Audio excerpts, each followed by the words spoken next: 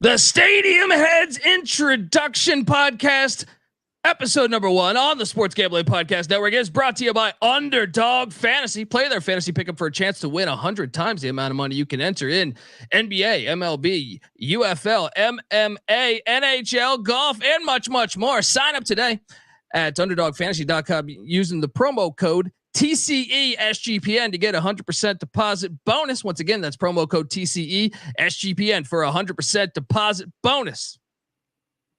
Hey, what's up, you degenerate gamblers? This is Bill Burr, and you're listening to SGPN. Let it ride, baby.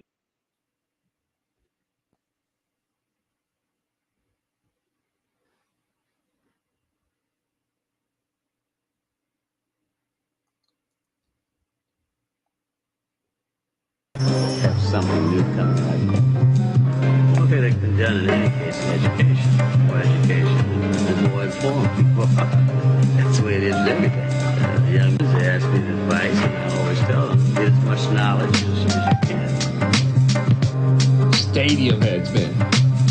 The granddaddy of them all, the famed Rose Bowl, jammed with the color of over 100,000 fans for its 67th renewal. And the weather here today at Notre Dame Stadium, in a word, it is cold, but it is football weather. The temperature 37 degrees, humidity 79%. Forecast cloudy for light rain later on this afternoon. The average person doesn't know what a good stadium is. They might think they know what a good stadium is, but they think just, oh, our seats are nice and it's so comfortable. We have a 10,000-inch screen we can watch the replay on while we're watching the game, and we got a waiter coming over to take our orders, right? And there's 20 million bathrooms close to us. That's not what makes a good stadium. A good stadium is you know, the look of it, the feel of it, the history of it, the soul of it. That's what makes a good stadium. That's what I mean when I say we're stadium heads. We are stadium heads. They get to run around. Now those people, they shouldn't even be there. That doesn't even count. If you can't get out in the elements, you shouldn't even go to the game. That's the worst thing. Those darn boxes up there, dome stadiums and stuff. We don't need that, right? Welcome to sunny El Paso, the 52nd Sun Bowl, and now this ancient facility is one of the great settings in all of college football. Neyland is now in its 87th year. That's what we are, though. We are stadium heads. Ann Arbor, Michigan. They call it, folks, the Big House, Michigan Stadium. We're at the Rock Kid Brewer Stadium, and it's all now time to play football. Welcome to Philadelphia, Pennsylvania, and historic Franklin Field. It is jam-packed, a sellout here at Michie Stadium. The weather right now is great. A postcard-like day, 54 degrees. Stadium heads, man. Everything that's right about college football, the passion, the pageantry is on display today. The other. Well, it's going to be an exciting night, and there's no question you can sense the excitement all over this stadium. Good evening, everybody. Welcome to Danny Ficklin Stadium, Bagwell Fielding, Greenville for East Carolina. Stadium Pirate football, the Pirate. Not a seat to be had, folks. 90,000 on hand. And when you're talking intimidation, you're talking to stomping games. But welcome, everybody. The Shoe in Columbus, Ohio, is rocking today. A record crowd. Good evening, football fans. Welcome to Sam Boyd Stadium in Las Vegas.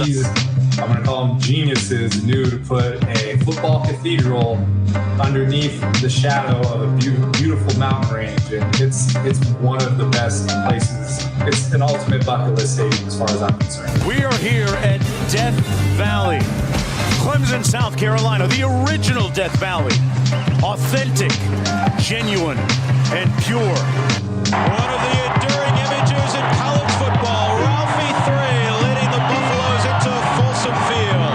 That's what makes a good stadium. That's what I mean when I say we're stadium heads. We are stadium heads. Boom! Welcome to Stadium Heads.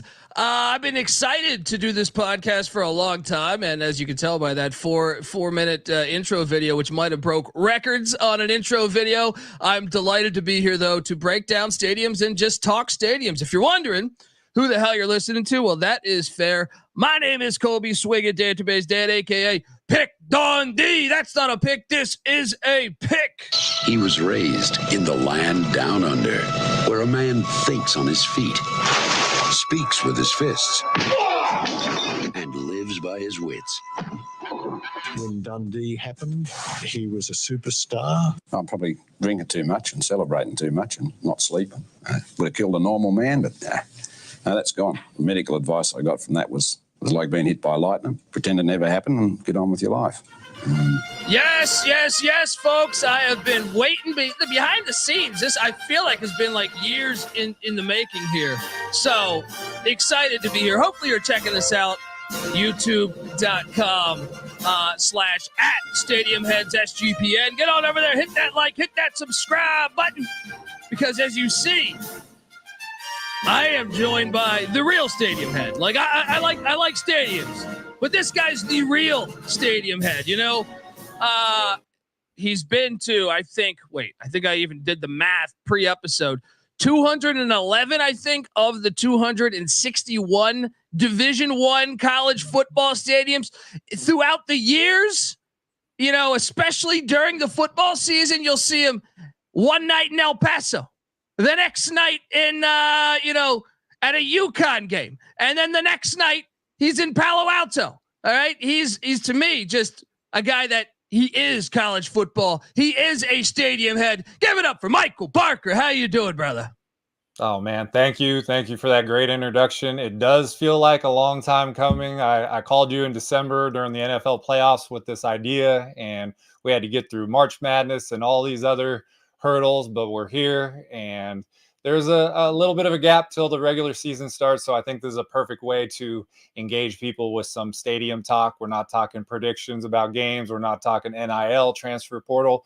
We're talking about the constants of college football, which is the stadiums that we love. Yeah, exactly. And I think that's where this is kind of the intro podcast where people get to learn, you know, if people don't know who I am, I've hosted the College Football Experience podcast and the FCS College Football Experience podcast and been a part of the Sports Gambling podcast. And just for years, 7 years on the College Football Experience. But I've always been a junkie with college football. And, since I was like a 7-year-old, and stand up, I've been doing stand-up comedy for over 20 years, and I've had the opportunity to go to a bunch of towns and go to more football games. I didn't have it pegged as what Michael does here, but a lot of people will say, you know, a lot of people that I know will be like, hey, you've been to a game at Washington Grizzly Stadium in Montana. I'm like, yeah, I have. Oh, you've been to, a world's biggest cocktail party in Florida. Yeah, I have.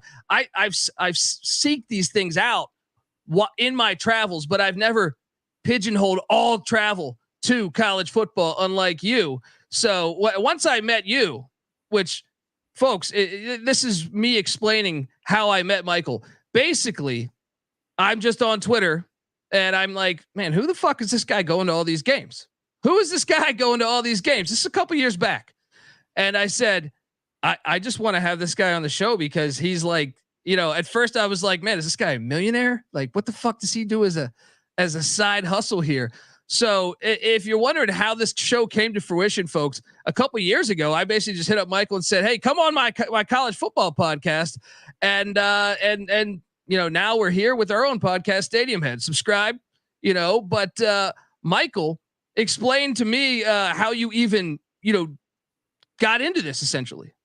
Yeah, so it's interesting. First of all, you talk about having been as many places. You started earlier than me. I'm a little bit of a late bloomer when it comes to college football. My house growing up was all about the NFL. And my dad, you know, we had back in the day, you had 3 games on at one time. So we had a 27-inch color TV next to a 19-inch color TV. And when the third game was on, pull out a little 13-inch and put it on top. And we're watching 3 games. And, you know, kids are smart. And if you want to bond with your parents, you try to get involved in what they like. And I knew my dad liked football, so I just took to it and I tried to learn everything, every team, every play, every stadium. And so that was one of the factors. The second factor is NFL films. ESPN didn't used to have 24 hours worth of games. There was a lot of other programming going on. And so John Facenda, the voice of God, Sam Spence, some of the best music attached to NFL films you've ever heard. Steve Sable obviously took the mantle from his father, Ed Sable. So all those Super Bowl highlights and behind the scenes, those things really got to me. There was almost like romanticizing for NFL football. And the third thing was Super Tecmo Bowl, the video game. And when you're a kid, what do you want to do? You watch a cartoon, you want to play with the action figures, you want to do all that. Well, what the video game did was made every player on every roster an action figure to you in the game. So all of a sudden you go on the Phoenix Cardinals back then and you don't know anybody, and now you know the starting running back, you know the backup running back because your guy gets injured and you got to replace them. So that really helped my knowledge as far as understanding the players. There was a playbook and schemes and everything. So I would say those three things really drove my love for football. And as I said in the beginning, it was mostly NFL for a long time. Yeah, no. Look, it was the same with me. If you want to trace back, let's go on do an exercise here. Like, what was the first real football experience with me? Because I grew up in the Washington D.C. area, and it wasn't necessarily college football. There was Maryland and Navy and stuff, but it was not super thriving. My thing was, I'm the youngest in my family. All my other brothers and my dad are football junkies. But I first got into the Washington Redskins at RFK Stadium, and that was like one of the to me, like this. I don't think people realize when they were at RFK, when they had the band, when they pre-Dan Snyder, it was a college crowd. I actually have a couple clips. I might even have them on the soundboard here of John Madden explaining that you don't understand. This is a college crowd here in the NFL that they had there at RFK, and I went a bunch of times. Then I also went to Memorial Stadium a few times. So those are a couple classic, football venues as a child. But for me, I really just was a football maniac. Like as a kid, and I guess I credit my brothers. Was like we were watching the OG USFL. I was like a 3-year-old, and I remember watching the USFL, the NFL, and then the World League when that thing came along, and NFL Europe. Like we were just searching for any type of football, and then I think it was around 1990. Where we just dove into college football. And then all of a sudden it was like, you've been shown, the key to the world, in my opinion. But what stadiums as a kid for you? So you grew up in California. Was there any stadiums that just, was even if they're NFL stadiums that you were just like, holy shit, or your experience besides Tecmo Super Bowl, which by the way, greatest game ever. Was there any?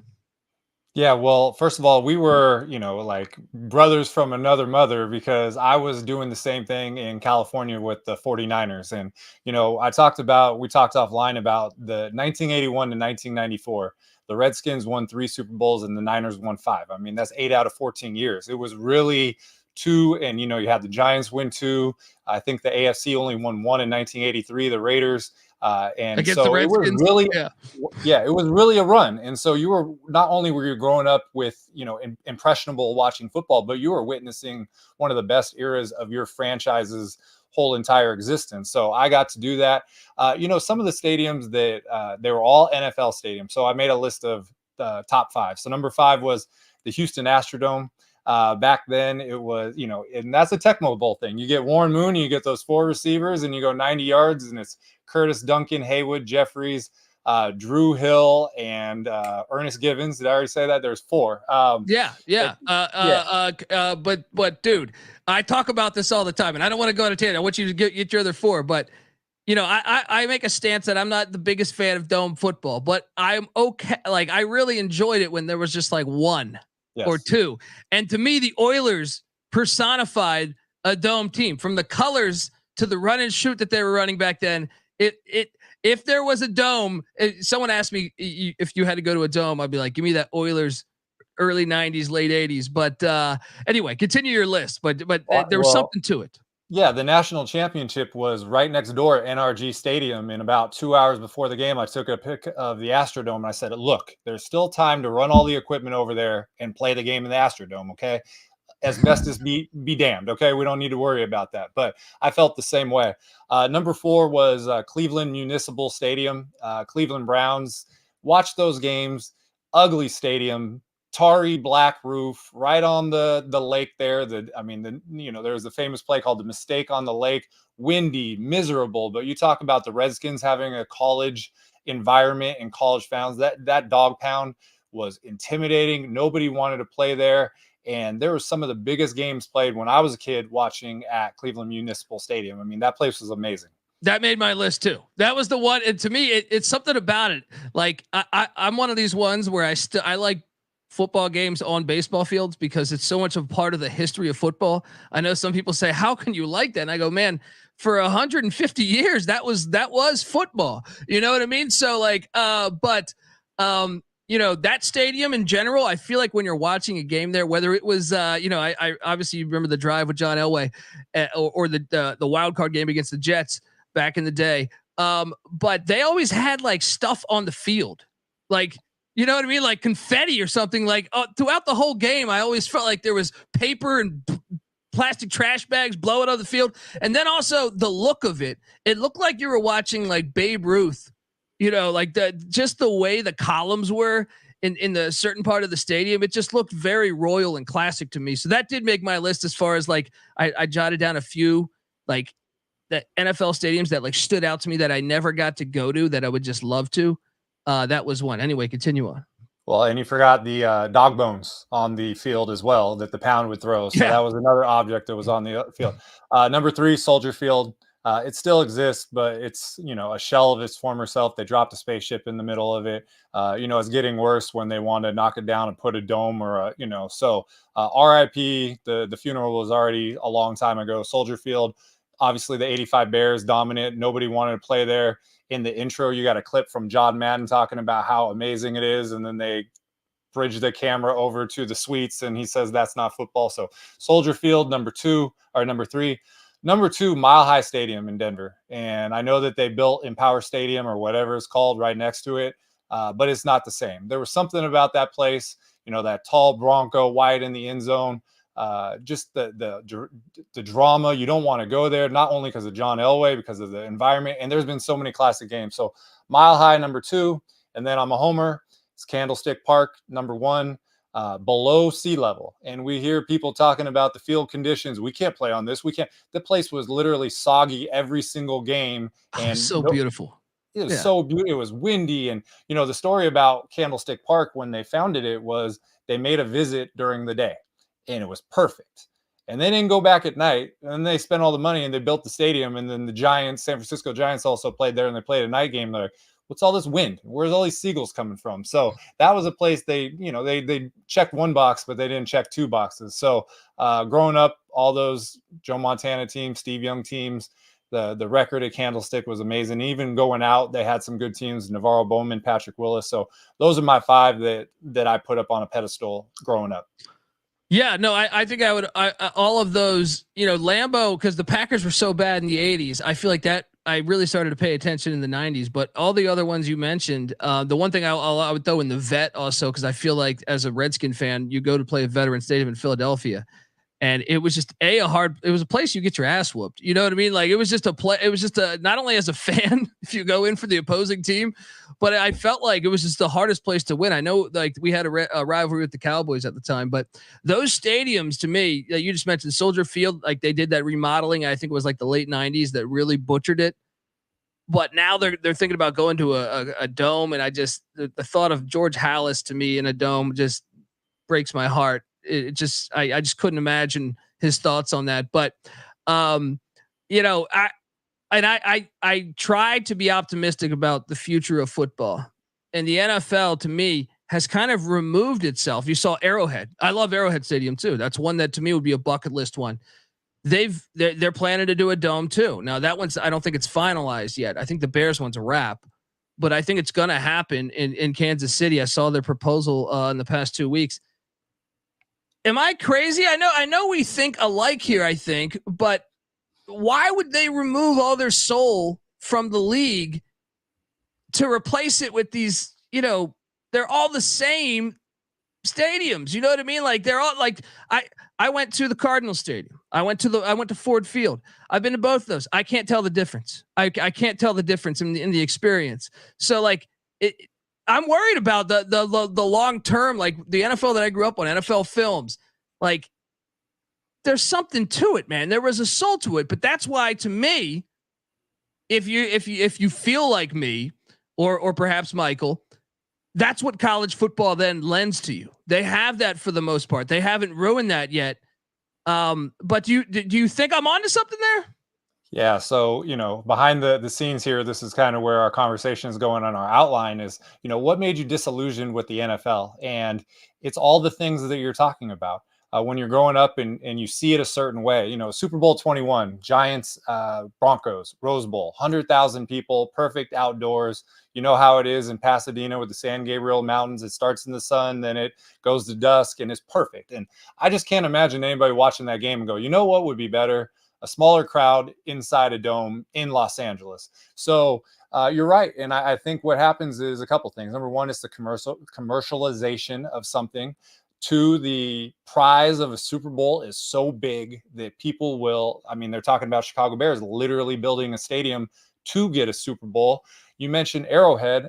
It is not finalized. And what I've read is that this is almost a shell game, because there was a referendum that didn't pass where the Chiefs were looking for money to upgrade Arrowhead, and it didn't work out. And so now the threat becomes, all right, we're going to move to the suburbs all by itself, and we're going to give you a dome. So part of the reason that I moved towards being a college football fan was because living in California, the Chargers went to LA. We got the Niners went from Golden Gate Park in San Francisco to the outskirts of San Francisco on the peninsula, and now they're in Santa Clara. The Warriors moved across the bay. The A's are about to go to Vegas. We lost the Raiders. They're in LA.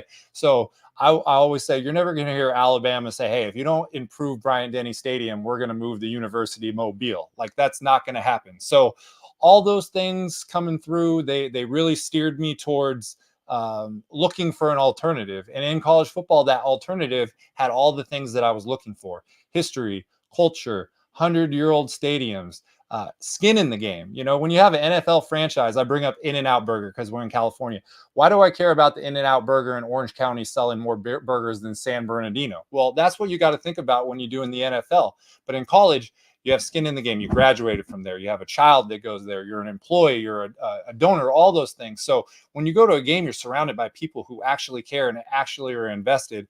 And then I like football. I don't care. I like team A versus team B.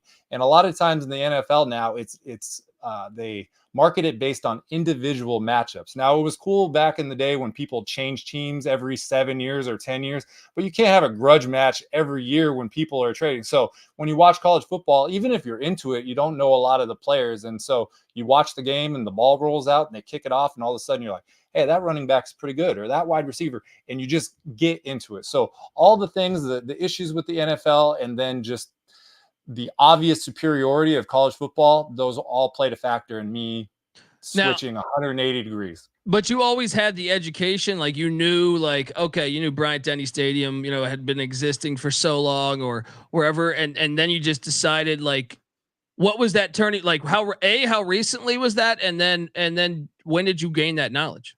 So I didn't have that knowledge, and I don't want to, be on here and pretend like, hey, I knew all this. I didn't. Sometimes when you come up to, I don't want to over dramatic, make it more dramatic. You come to a crossroads and you're looking for something new. And I took a tour. I just took a trip to the Stanley Hotel in Colorado. It's a haunted hotel. Supposedly it's where Stephen King got the inspiration to write the book, The Shining. And it's in Lake Estes, Colorado. It's very cool. On the way there was Colorado and Boulder and Fort Collins. And I made stops on campus. And I really enjoyed going around the campus, going to Folsom Field in Colorado. My dad played college football. One of the best games he said he ever played was at Hughes Stadium at Colorado State, 19 tackles and an interception. He played for University of Pacific and Stockton. And so I had planned to go to that stadium, but when I got on campus, they were building Canvas Stadium, one of the best G5 stadiums out there. And all of a sudden I'm walking and I could see, I think it was like a Sunday, so there's nobody there. I can see into a brand new stadium. And so those experiences, they really got to me. And so I had a 2-day stay at the Stanley Hotel, and I cut it short. And instead I went north to Laramie, and I went to War Memorial Stadium, and I checked out that place, 7,220 foot elevation, the highest in college football. Just a cool, isolated place where you do not want to go play if you're an opponent. And then on the way out, I drove down to Colorado Springs. You got to get the government ID check to get onto the facility to go check out Falcon Field down there in Colorado Springs. And I enjoyed that. And when I got home, I had college football on the brain and just started doing little trips. I went to Arizona and went to the 2 schools, Oregon, 2 schools.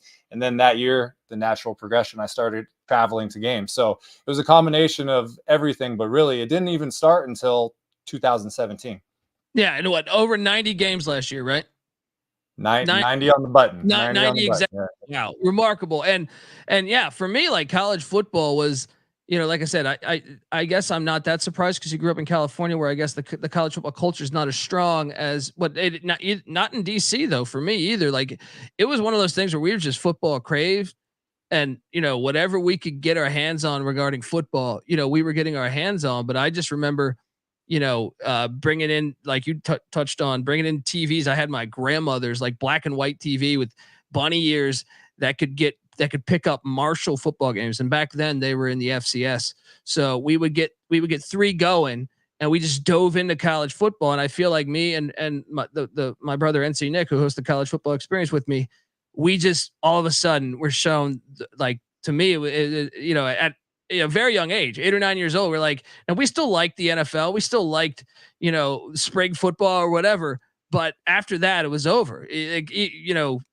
College football was where our heart was and is. So, that's kind of how it happened for me. But yeah, it's crazy to hear your side of it too. And over 90 games last season. Folks, we're going to talk some more in a second here, but I want to tell you that you're listening to Stadium Heads. Yes, we are part of the Sports Gambling Podcast Network. And are you a hardcore baseball fan, or maybe just a degenerate sitting in an office looking for some afternoon action there?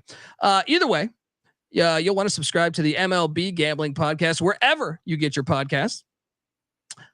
Also, I want to tell you that we're brought to you by Underdog Fantasy. Yes, the NBA playoffs are here, and our sponsor, Underdog Fantasy, wants to make it a lot more interesting. Underdog Fantasy is the easiest place to play fantasy sports. Playing their pick'em game is as simple as selecting a higher or lower, on player stats like points, rebounds, assists. But check this out. You can do that with just basketball players. You can load up all your team with basketball players, but you can also mix and match across other sports. Yes, you can win up to 100 times the amount of money you enter, and it's a ton of fun. Underdog's available in 30 different states, including California and Texas and the great country of Canada. So what are you doing, folks? Hop over to Underdog Fantasy, sign up with the promo code TCESGPN, and Underdog will double your first deposit up to $100. That's Underdog Fantasy, promo code TCESGPN. All right, we are back on Stadium Heads. I see 354 people watching live. Hit that like, hit that subscribe. Also, make sure you check out our Twitter feeds. And when I say our Twitter feeds, like, it's okay, cool. Give me a follow, but wait, wrong way. Michael's Twitter feed. I'm telling you, that's how I became friends with him. Like, it was just like, wait, he's in every different state within like 7 days. So I don't know. It's incredible what you did. So I wanted to key in a little bit more on. So you just decided after that trip that, hey, I found something. This is my calling. I'm next week. So it was the very next week, or did you wait a month? Did you plan? How did this come to fruition? So part of the stops were each campus has a mascot statue, and Colorado had a bronze Ralphie statue. Colorado State had a bronze Ram statue, and I just had a student take a photo of me next to one at Colorado just to kind of commemorate my visit. I'm walking around Colorado State, I see a bronze Ram statue, and I'm like, wow, do they have these all over? And so at Wyoming, obviously there's a cowboy. Down at Air Force, there's a falcon. And so I don't collect anything, I want everything, so you can't have, if you want to collect autographs in baseball, it's hard to get a Josh Gibson autograph catcher's mask or something. So I wanted to do things that were possible. And so part of the collecting things was going and taking my photo at all these campuses. And in the summer of 2017, I took 3 weeks off my job. I flew to Miami and I went to 99 FBS colleges and did campus stops. And I drove from Miami all the way up to Maine. I went to a concert in Maine, and then I went east to Minnesota, dropped down all the way to Texas, and ended up back in Miami. And I did stadium visits. I did statue photos. In between, you're getting to see a lot of just what America has to offer, Niagara Falls and Civil War battlegrounds and Mall of America. And so it was just, I call football travel the vessel. it gets to take you to all these places. And so that inspired me to start going to games. And when you're in the first year, every game is a new one. So the first one was a week 0 at San Jose State. It was USF there, and it's only about 35-minute drive from my house in Northern California. So I went there and knocked out some of the West Coast schools. I went to UNLV, Sam Boyd Stadium, before they went to Allegiant Stadium. And then I did have a big trip that in the fall, and I went to LSU, Alabama. On the same day, I saw Rice play at UAB at Legion Field. Also saw a weeknight game that was Idaho at Troy when Idaho was still in the Sun Belt. So that first year was 13 games. It wasn't a thing. It wasn't a thing. And I went to a San Diego State game, and they were playing Boise State. And a woman that I was talking with at the game, she was an executive from Disney, and she said, you should really put yourself on Twitter.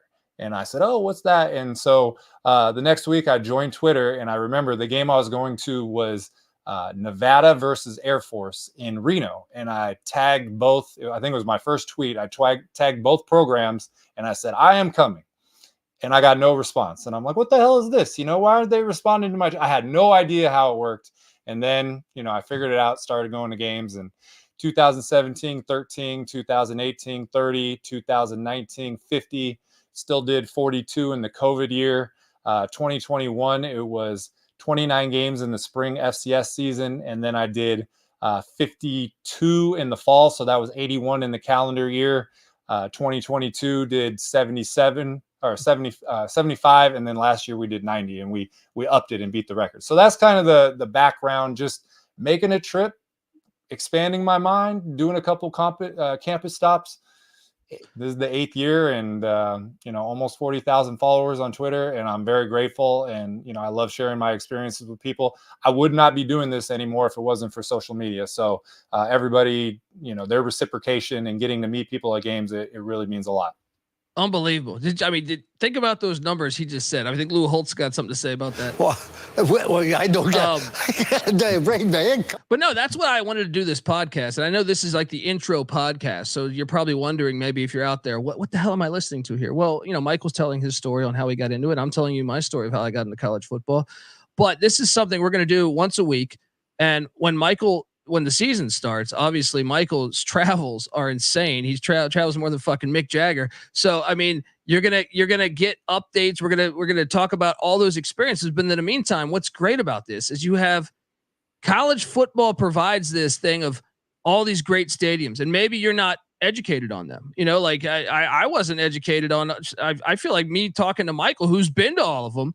Sometimes in the off season, when I hit him up or something, he's telling me about this stadium and the history of this stadium. There's just so much knowledge to gain. And I know I talk a lot of shit about what stadiums are better. You're going to hear my hot takes about my experiences, wherever and what stadiums I think are better. But that's what we wanted to bring, to a podcast platform, and that is Stadium Head. So I got to ask you this. You touched on this a second. You said you went down to Miami. That is one that was on my list, is the Orange Bowl.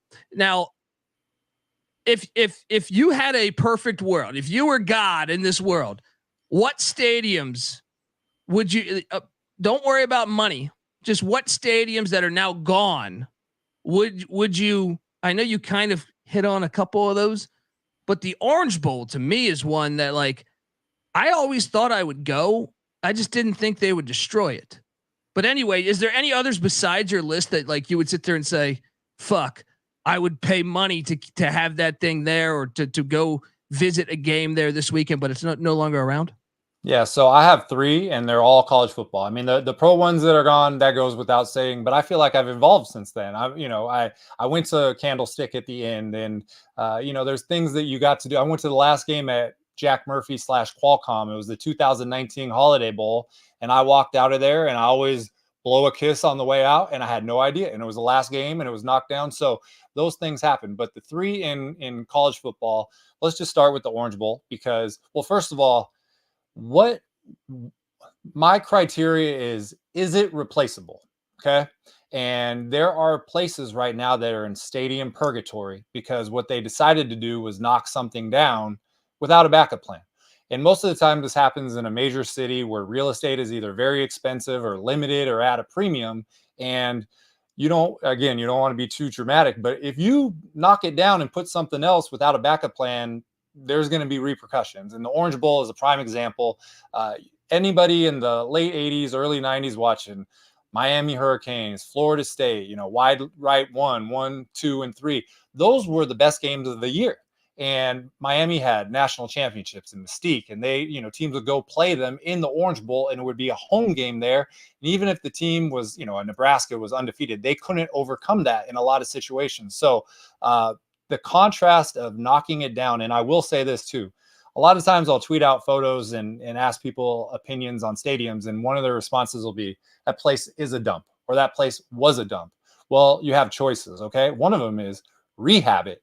Their Northwestern is a perfect example. Right now, they're knocked down Ryan Field, a 96-year-old stadium, and they have an $800 million privately financed new stadium, and people are like, good, that place was a dump. Imagine taking half of that money, $400 million, and dumping it into Ryan Field. You know what that place would look like? And it's not like they're expanding capacity to 70,000. It's going to be almost virtually the same it is right now. So going back to the Orange Bowl, it's the original sin. The environment that they have in Hard Rock, it's driving to Miami, the traffic to get down there for students is impossible. There have been moments. They had a game against Notre Dame a few years ago where the turnover chain was rocking and they had it going. But other than that, it's been hard to get a turnout there. So Orange Bowl for me would be right on that list. Another one would be a very similar situation is Pitt Stadium. Pitt put up a basketball arena there, and they've been playing at Heinz Field for a long time. And every time I put up give me your historical bucket list stadium you wish still existed, that one's always there because Heinz Field, a Creasier Stadium, whatever it is, they can't duplicate that walk up, the cardiac hill to get there. And then the last one, you can still intervene, and that's Aloha Stadium in Hawaii. And that, I don't think any place has suffered more than the University of Hawaii because of the issues with Aloha Stadium, 47-year-old stadium, deferred maintenance. I think in 2014, there was somewhere around an $18 million repair bill. They didn't do it. 2019, they went 10-5. They won their side of the Mountain West and played in the conference championship. They ended up beating BYU in the Aloha Bowl, and the next year was COVID, and they condemned the stadium. And 2020 condemned the stadium. Here we are sitting at 2024, and they don't even have a developer for the new stadium. They're playing on campus in a place that started out as a track stadium with 4,000 seats. Then it went to 9,000. Now it's at 17,000. They lost the Pro Bowl. They used to have high school championships there at Aloha Stadium. And Oregon had a home and home with them, and they canceled it because they don't want to go play on campus. So the reason I say they could still, quote unquote, intervene, the stadium's still there. It exists. Now, are they going to do something to it? Probably not, because it's too far gone. You can't let something close to the ocean sit for 4 years. But that being said, they are a G5 program in the most isolated location in the world. They had their stadium condemned in 2020, and best case scenario is they're going to have a new stadium in 2028. Alabama, LSU could not sustain a program in that situation, let alone the most isolated G5 school in the world. So those are my three.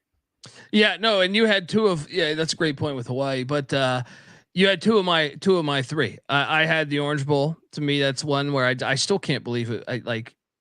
It's not there anymore. It's just been the host of not only college football games, Super Bowl III was there with Broadway Joe and everything.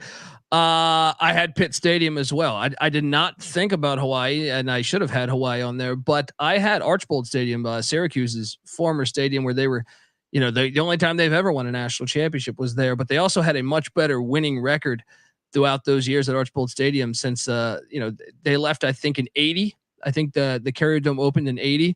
Yep. And since then, they've only won like 51% of their games. Before they were winning 58, 59% of their games. That one kills me because I just thought that stadium looked so cool. It looked, really regal.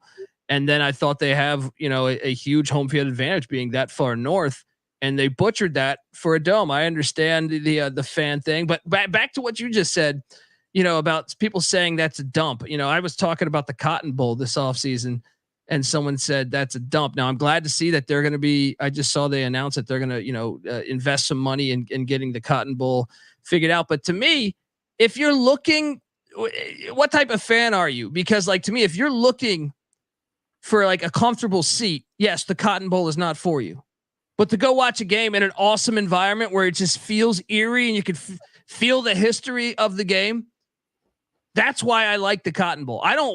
When I go watch a football game, I don't want to be sitting in some super luxury seats where I'm comfortable. And that's not the way I got kicked out of the Rose Bowl last time I went to the Rose Bowl because I was cheering too hard. All right. And I didn't even have a dog in the race. I'd put money on UCLA to beat LSU, but I'm saying I want to be a part of the experience, part of the crowd. All right. So, to me, if you're saying that's a dump, I need to know the reasons why you're going to say it's a dump. Because if you're telling me the seats aren't good because the seats are 200 years old or 120 years old, then we're seeing different worlds, man. We're seeing different worlds. So anyway, no, but those are my three on the list. Archbold Stadium. Do you have a feeling on Archbold Stadium?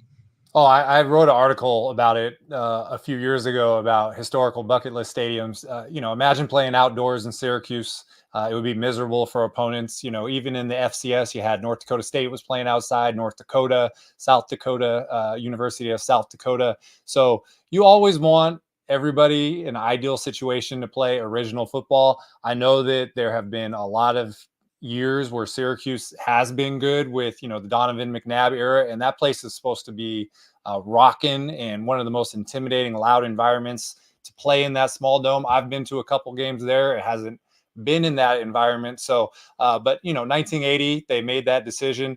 I'll bring up two others while we're on this topic. One is Mountaineer Field at West Virginia. Ooh, good one. People love that place. And they have, their stadium now is a good stadium. We're not going to say that it's not a good stadium, but the location on campus with administrative, I'm not sure of the building, but it's right behind the press box. It's carved into a street block. Just the aesthetics looking at that place looked awesome. And another one was Tulane Stadium, hosted Super Bowl IV, 80,000 people. Two things happened. Obviously, the Superdome got built, and that happened to a lot of teams. San Diego went to San Diego Stadium instead of continuing to play on campus at the Aztec Bowl. So when you get presented with the, Veteran Stadium, Temple is in the same situation. They went to Veterans, and now they're sucked into the home thing. But Tulane, they were in the SEC, and they had an 80,000 seat stadium, and they hosted Super Bowls. And you make a couple decisions, and now they're on campus, and they really can't build up their stadium much larger. So even though the direction of their program, they won that New Year's Six Bowl against USC,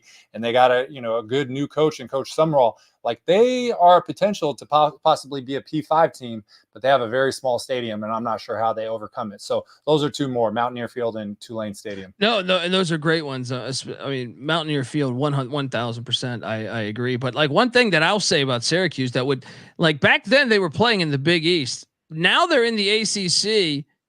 And to me, it'd be even more beneficial if you have Florida teams and South Carolina teams and North Carolina teams coming up into that cold weather, and maybe they couldn't see that far ahead. I mean, I tend to think that I wouldn't have projected conferences to be that big either, but it's something that I do think would benefit them greatly had they done that. But yes, it's been rocking a couple of times, and maybe Fran Brown's the next guy to get it going. New coach coming over from the University of Georgia to Syracuse. Now, we talked about like best, some of our favorite stadiums. What about like worst stadium experiences? And I know it's a tricky subject for you because you get invited to all these places. The people want you at their stadiums. And to me, I'm going to sound like a broken record because I feel like part of my experiences, it's not that I just woke up hating domes.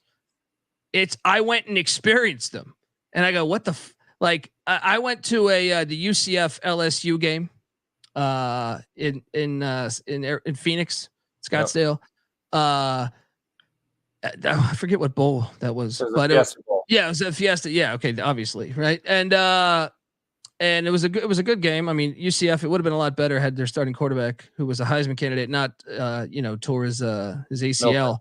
Yeah. So they started a backup, DJ Mack, but I couldn't be more bored with the environment. It felt like I was just at like a social gathering. And I've experienced also at Ford Field too, where I just felt like I was like, what is this? Am I even at a football game? You know what I mean? Like it only enhanced my feelings on like, I kind of didn't like the idea of, domes, but the more experiences I went with these stadiums, the more I was like, honestly, I found myself kind of bored by the game experience. That is one that stands out to me. Maybe it was a bowl game too. I like to think the fact that you weren't at a true home game and maybe the corporate dollars coming in, because it reminded me of a time. So I bartended out here in LA for a long time when I first moved here, and I was working at a really high end place, and I basically got like free Laker and Clipper tickets nonstop. But I would get like these sweet tickets, and you would think like, oh, that's fantastic. Sure, if you want to get a few cocktails in you, but I couldn't believe it was like no one was there for the game. It was just like a corporate happy hour. And that's what I felt when I went to that bowl game. I was just like, man, this game kind of sucks. So that was a horrible experience for me. Do you have any that you feel like, look, I don't want to burn bridges. I want you to be invited back to colleges, but is there certain games that comes to mind? Maybe it was as a kid, you went to an NFL stadium. I don't know. Is there one though? Yeah, so there's a couple things I can say off of what you're saying. So first of all, an unfortunate part of college football is that most of the postseason is not played on campus college football games. And the reason that I was able to jump up from, low to mid 70s to 90 games last year is I went to every bowl game possible.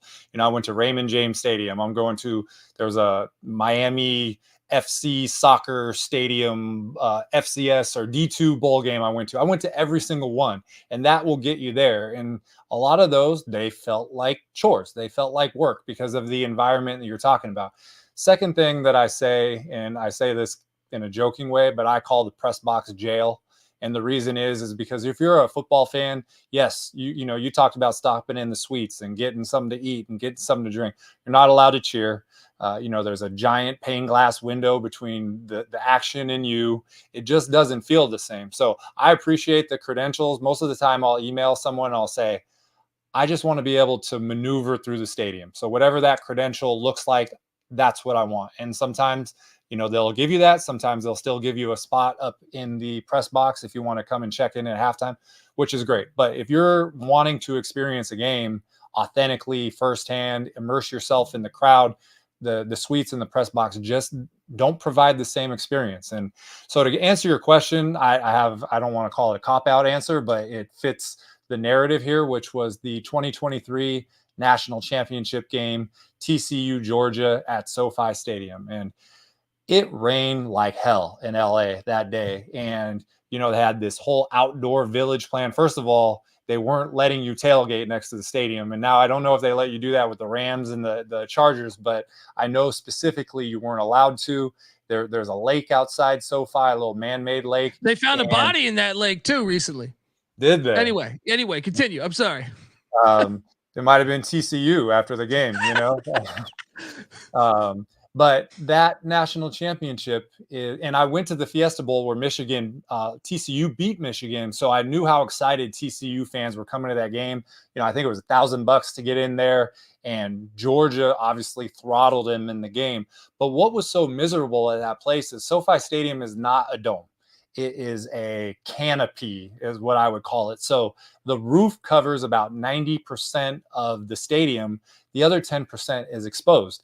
And within that other 10%, you have staircases and escalators and all these places that if they get wet and slippery, you're going to have a tough time navigating through the stadium. And I took photos of, wet caution signs. There were people slipping and falling. And also, it was almost like Charlie Brown, the cartoon, where the cloud goes over one specific person. It rained sideways into the dome, but only on the TCU people. And so TCU fans traveled from Fort Worth. They see their team playing in the national championship for, decades, never happened.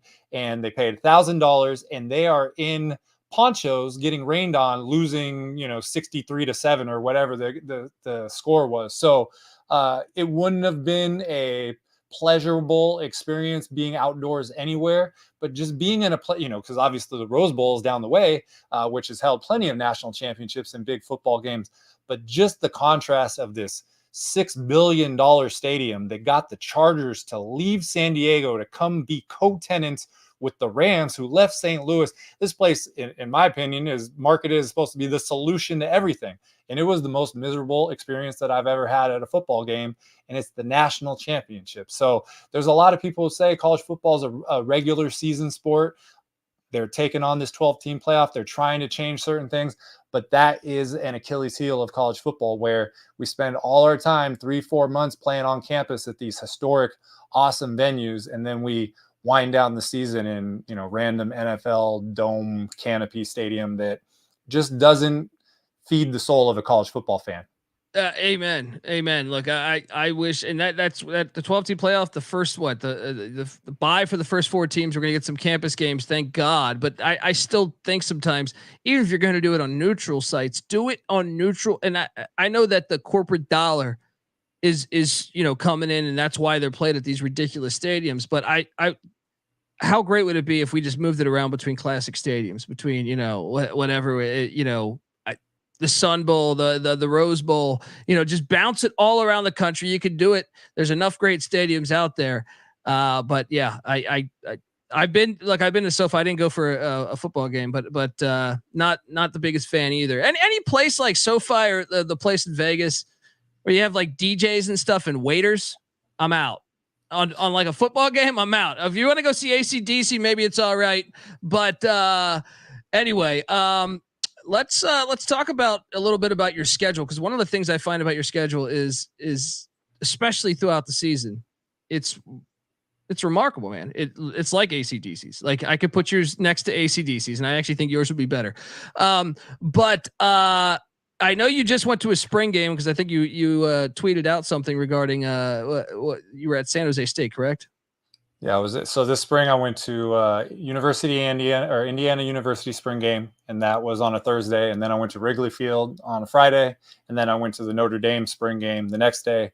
And then 2 weeks later, San Jose State. I've been to their spring game a couple of years in a row, 35 miles away, and they've done a lot of changes. So spring game last weekend, yesterday was the last one, so they're all wrapped up. Now it's full focus towards the fall schedule.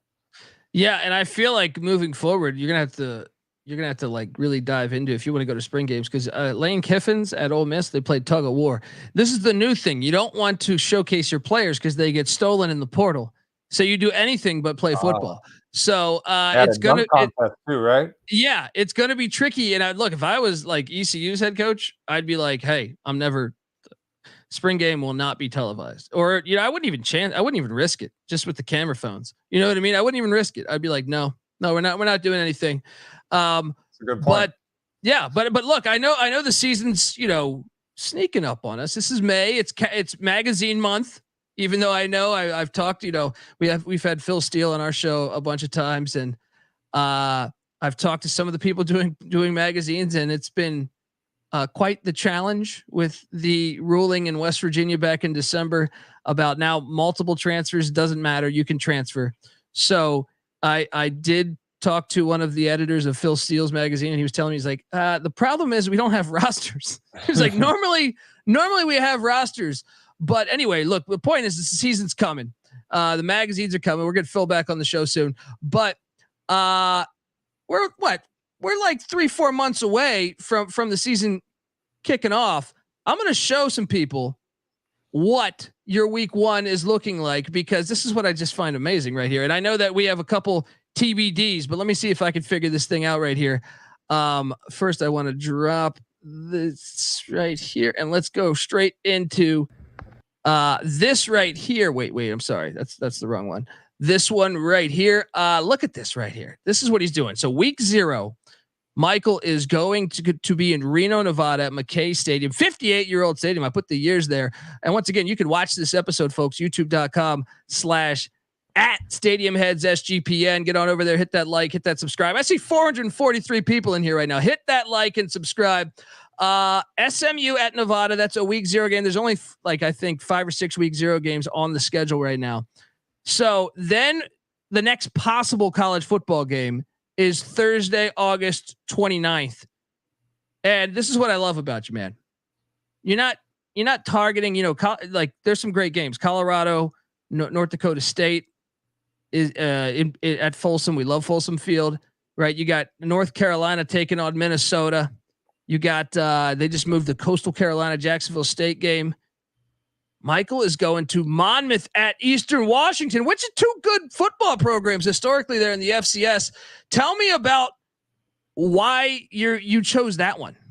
So I want to preface everything that this is all to be determined. You'll get a tweet out that a game got moved to a weekday, and it knocks down several dominoes. So right now, I have a lot of goals that are all intertwined.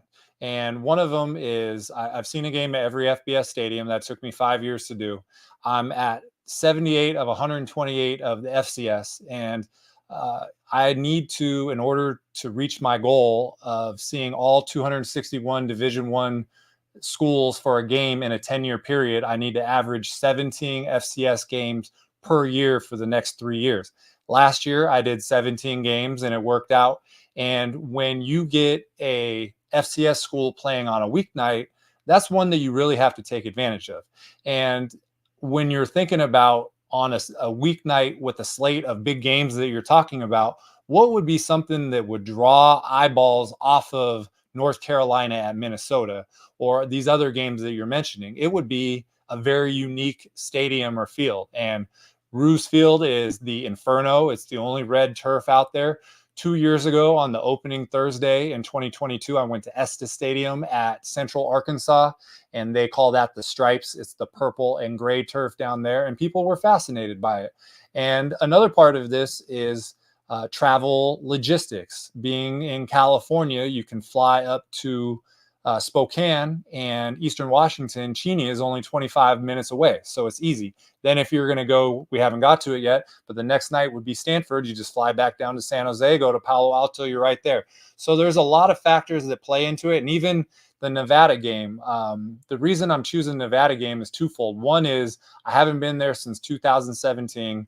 What I do on social media has improved a lot, photos and covering the game and doing the whole experience. So I want to go back. Same with Stanford. I haven't been there. The other thing is the reason we have TBDs on 8/31, which is a Saturday, every Saturday I'm trying to hit 2 games. And those are TBD because I don't have the kick times. They announced the kick times for the first 3 weeks of the season in June. And so I'll be able to slot 2 games. Last year, week 1, I did TCU Colorado at 11, Baylor, Texas State at 6. You'll be able to do that. But a place like Nevada is impossible to 2 for 1 on a Saturday. And so you get that on a week 0 where there's only 6 other games. One is in Europe, another one is in Hawaii. You're not going to be able to 2 for 1 anything. So to get that Nevada game isolated on a small slate on a week 0, you got to take advantage of it. And then the FCS, like I said, Eastern Washington, I got to hit 17 games to stay on my goal. So if I get 1 there, and maybe 1 on a Saturday, I already got 2 in the first week. So those are some of the strategic things that I do into picking even just the first 2 or 3 games. Yeah. So look, I mean, I know so let me just explain it to if you're listening to this on podcast form. So August 24th, SMU at Nevada, he's going to McKay Stadium, 58-year-old stadium there. Then he has a couple days off there. Then Thursday, he's going up to Eastern Washington as they take on Monmouth. He's talking about the Inferno turf, their red turf. That's famous. Roos Field, 57 years old there. Then heading to Palo Alto for the Friday night game. TCU at Stanford Stadium, 103 years old. They hosted the Super Bowl. Didn't they host? That was the Super Bowl one of those years, right? 1984, the Niners played. Yeah. At the time, it was the closest to a home field stadium in ever before the Bucks did it at Raymond James. And I want to say Niners played some home games there when the earthquake happened, correct? Yeah. Yep. Yeah. So then he's got August 31st, September 1st open, right? Those are Saturdays and Sundays. But then Monday, Labor Day, he'll be in Tallahassee at Doak Campbell Stadium, 74-year-old stadium there. That is a classic stadium. They've made it look really classic. What I just want to throw this out there. You got potential here. Miami is at the Swamp on 8/31 on, Saturday, August 31st. Then on Sunday, I know, Sunday is LSU and USC in Vegas, but you got Alabama State, North Carolina Central going on in Miami Gardens. I know it's at, Miami Gardens, but you can essentially stay in the state of Florida. Say, I don't know if that, but that sometimes that might bore you. 3 days, 3 days, 3 games in Florida. Any possibility of you going to those ones? Yeah, so everything is under consideration right now. So last year it was the same. So the 31st, the Saturday, I'm going to try to hit 2 new games. Last year I went to the Swamp. I did a night game versus Charlotte, and I did a day game against Stetson, which is about a 2-hour drive. So I knocked out that double, which is what you want to do when you're trying to be efficient. I looked on the schedule. Butler has a 1 p.m. game. Indiana's playing a home game. Cincinnati's playing a home game. So that one is kind of on my radar. But really, until they start coming out with these kick times, I don't know what it's going to be. In the same, you're tapping into the same thing as far as Eastern Washington and Stanford being proximate for somebody that is self-funded and paying for the stuff. You always want to do that as much as possible. The September 1st one right now, not only is the Orange Blossom Classic, the one you're talking about there, there's another one in Canton, Ohio. There's another one at the Crampton Bowl in Montgomery. Last year, it took till, I want to say almost July, where Oregon State at San Jose State got moved to a Sunday, and Northwestern at Rutgers got moved to a Sunday. So you hold out hope that there's going to be an on-campus game. But if not, the Bama State game down in Miami, that makes total sense. And also the one in Montgomery. So that's why, and even the Thursday game right now, there's ULM is hosting Jackson State on that day. And I've already done, there's 3 schools right next to each other: Ruston, Louisiana Tech, Grambling, and Louisiana Monroe. I've already done 2 games at La Tech. I did a game at Grambling. I haven't done a non-COVID game at ULM ever, and I want to do that. I wanted them to get a weeknight Sunbelt game. The Sunbelt is not putting them on one of their weeknight games because they're not a big draw. So that could be when you end up. But all of a sudden, Monroe is hard to get to. You got to fly and drive. It costs more money. So all of these things are movable. But yes, there's another thing. There will be games on Thursday, which is September 5th. It doesn't make much sense to go to the Florida State game, fly home to California, and then go back on there. So I'll probably be somewhere on the road just doing campus stops. So it's I say that traveling is the most fun, and the second most fun part is the planning. And that's what we're in the midst of right now. Folks, if you're listening to this and you're going to any of these games, please hit up at CFB Campus Tour. All right. He'll be tailgating. They'll be in the, get the guy a beer, figure something out here, invite him to your campus at CFB Campus Tour on Twitter. And yeah, I'm excited. And this is what's cool about this brand new podcast, Stadium Heads, is we're going to document this stuff. We're going to be talking to Michael, every single week. We're going to drop an episode, but when the season ramps up, he's going to be, hey, I'm at wherever he's recording from, and we're going to ask him about his experiences. So if you're in these places, let us know. And I think you'll also learn some stuff about all these places, whether it's McKay, whether it's wherever he goes. We're going to document it. And I think that's why this podcast will be successful. So check it out. And I can't help but also show this, man. This is from, oh man, it's not picking up. It's not picking up as good as I thought it would be. There we can I zoom into that right there? It's the point of it to not pick up good. That's the point of it. Yes. Michael Barker, that if youtube.com/Stadium Heads, I'm sorry, at Stadium Heads SGPN, you can see a photo. This was from, I believe, I was watching this. I think I texted you right away. I think this was Tulane, Virginia Tech in Annapolis, Maryland. And Michael is at a game with, you can somewhat see him, but am I correct on the stadium, by the way? Yeah, it was the Military Bowl, Tulane versus Virginia Tech, correct. At Navy Stadium, yes. Unbelievable. And that's what I love about it. It's like the Madden quote, man. You're there, you're outside. You're feeling the effects of the game essentially. So, look, I want to just talk about some other games that we have marked for this upcoming season before we get out of here, because can I give you a backstory on that photo real quick? Sure. So they told me to stand there, and they said they would put me on after halftime. Rini Angolia, Jay Alter, ESPN announcers, I talked to them at a couple games, and they said, if we have filler time, we'll put you on. And so I went up and visited with them at halftime, and they said, stand in front of the press box. The camera across the way has got you, and we'll put you on at the beginning of the third quarter. And I stood there. Two things happened. Number one, it started raining like crazy. Two, I didn't want to look at my phone because I didn't want to be on ESPN and all of a sudden, you know how you see people at a game, here's the celebrity Kevin Hart at a game, and they're in their phone. I didn't want to do that. So I was standing there as stoic as possible. They didn't put me on until about 5 minutes into the fourth quarter. So I was there for probably about 40, 45 minutes. And I had a flight that night from Baltimore to Boston because I was going to the Fenway Bowl the next day. It started at 11 a.m. I was soaked. My whole suitcase was soaked. And so, but the way, you know, I try not to make my account about me. Like, I'm not trying to be a college football celebrity or anything like that. I just want to talk and meet people. You know, you mentioned tailgating. I'm hoping maybe there's a way to have official tailgates at every game, link up with some big accounts that are already doing it. But this kind of just, I changed my profile after a year and a half. The photo that I had was our last tailgate at Aloha Stadium. So that photo meant a lot to me, but I just felt like not only was it appropriate for being anonymous like I like to be, but how many people could have a graphic that say that they attended 84 college football games? It's like documented on ESPN. So dude, it's even better that it's in the monsoon though. That it worked out. It worked out, man. Perfect. My phone was, I knew that I had been on camera because my phone was erupting in my pocket. That's what I knew. That's fantastic, folks. Yeah, like if you're going to a game, if you're doing, I know, shout out to Weehawk, who always tells me, hey, come to Western Carolina. It doesn't matter where you're at, too. I mean, there's over 800 schools playing football, folks. So we have a lot to conquer with stadium heads here. But yeah, if you're going to some games, if you host a tailgate, extend Michael an invite, all right, or myself. I might even join you. I have a newborn, but I'm gonna try my best to join you.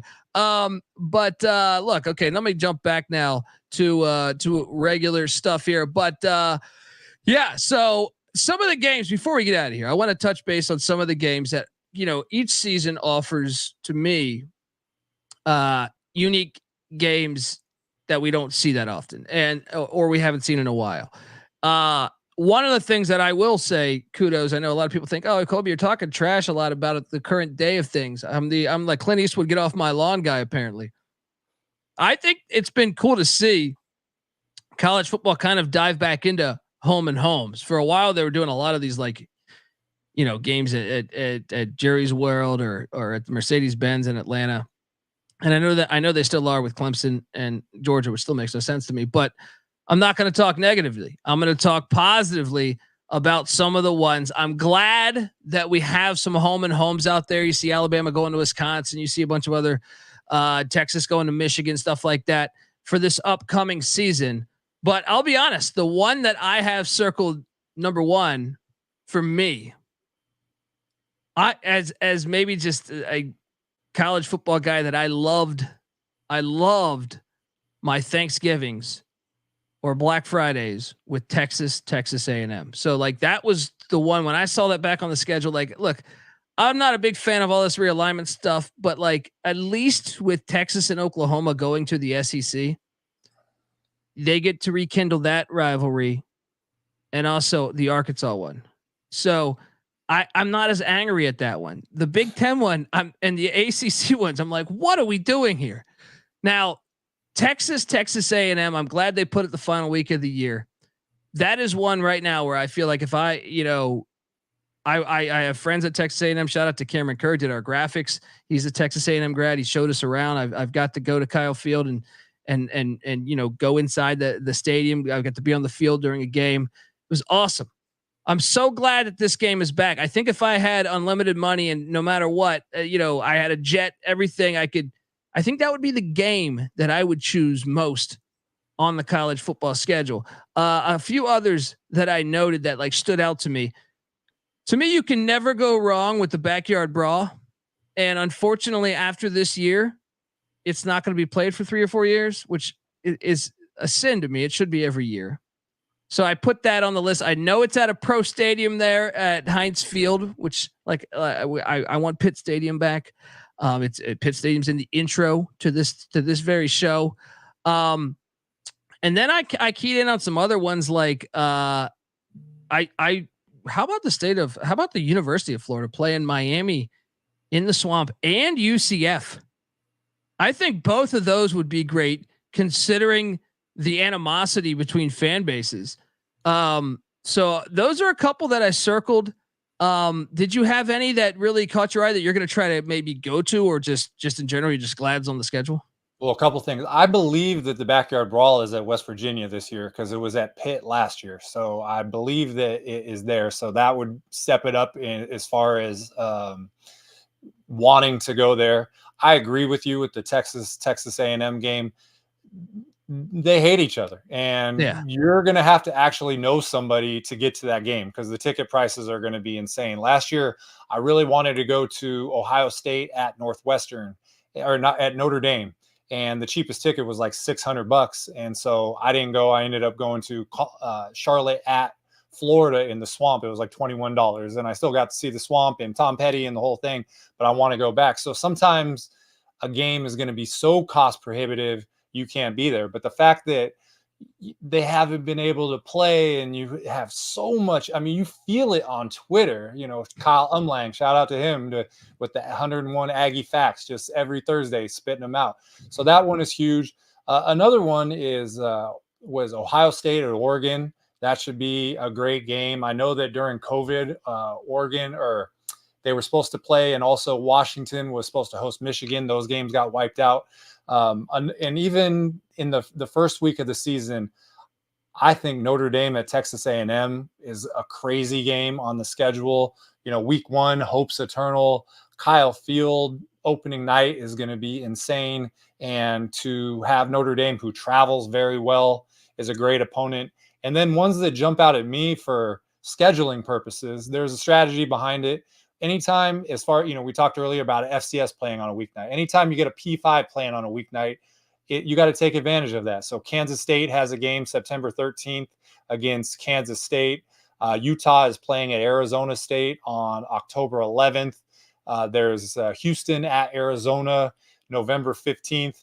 And that's what I'm watching for. I know that Mizzou and Arkansas usually plays on Black Friday. I haven't been to Columbia in a while. That's hard to 2 for 1. Right now, it's still a Saturday.